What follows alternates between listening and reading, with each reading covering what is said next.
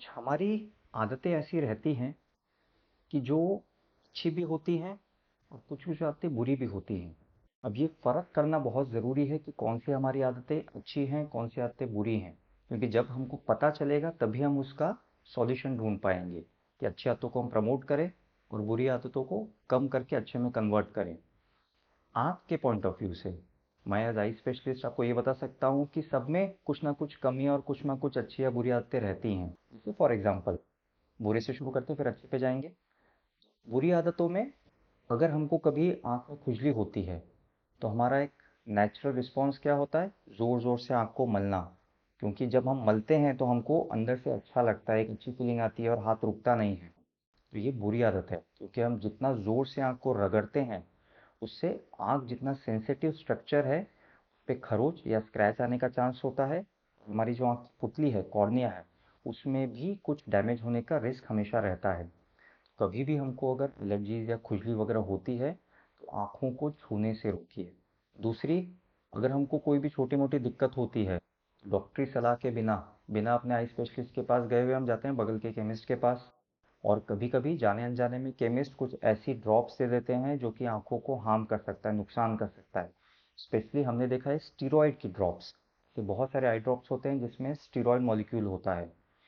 वो ड्रॉप्स कुछ स्पेसिफिक बीमारियों के लिए बना होता है, लेकिन commonly over the counter OTC जिसको हम बोलते हैं, अगर ओटीसी वो ड्रॉप मिल जाती है आपको, ये केमिस्ट ने नहीं देना चाहिए बिना प्रिस्क्रिप्शन के, लेकिन अगर वो ओवर द काउंटर मिल जाती है और आप डाल लेते हैं, तो लंबे समय में उसके कुछ साइड इफेक्ट्स या नुकसान होते हैं। जो ड्रॉप्स पे हम बात करते हैं, तो लंबे समय तक घर पे रखी हुई ड्रॉप का प्रयोग, एक बार ड्रॉप या बॉटल खुल जाए तो आइडली हमको उसको 1 से 1.5 महीने में फेंक के नया बॉटल लेना चाहिए।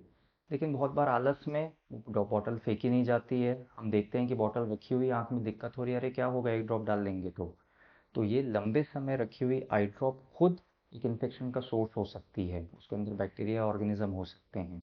ये तो हो गई बुरी आदतों की बात। कुछ अच्छी आदतें भी हमारी होती हैं, है ना, जो कि जाने अनजाने में हमारी आँख को बचाती भी हैं।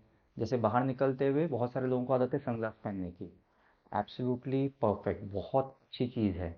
अगर हम बाहर निकलते हुए सनग्लास का प्रयोग कर रहे हैं या किसी तरह का भी आई प्रोटेक्टिव वेयर वेयर कर रहे हैं, तो ये आपकी आँख को बहुत ज़्यादा प्रोटेक्शन देता है। हवा से, धूल से, डस्ट से प्रोटेक्शन करने से ही काफ़ी सारी एलर्जीज़, काफ़ी सारी आँख के रिएक्शंस कम हो जाएँगी। कुछ खान-पान की हमारी अच्छी आदतें होती हैं, कुछ लोगों को फ्रूट्स खाना पसंद होता है, कुछ लोगों को हरी सब्जियाँ पसंद होती हैं, कुछ लोगों को नट खाना पसंद होता है, कुछ लोगों को मिल्क प्रोडक्ट्स पसंद होते हैं। ये आइज़ के लिए बहुत हेल्दी डाइट माना जाता है। तो अगर आपके डेली खाने में अगर इनका एक-एक पोर्शन है, तो ये आइज़ के लिए बहुत अच्छा है। जब भी आप बाहर से अंदर आते हैं, अगर आप एक आध बार हाथ मुंह धो लेते हैं, हैंड वॉश के साथ में फेस वॉश भी कर लेते हैं, तो थोड़ा बहुत जो पानी आँख में जाता है, वो कुछ आई के डस्ट पार्टिकल्स को भी वॉश ऑफ कर देगा। ये अगेन एक अच्छी आदत है, लेकिन एक दूसरा पहलू है, ज़ोर-ज़ोर से किसी की आदत होती है कि छींटे मारना आँख में, या किसी बर्तन के अंदर आँख को डुबो के पलक झपकना।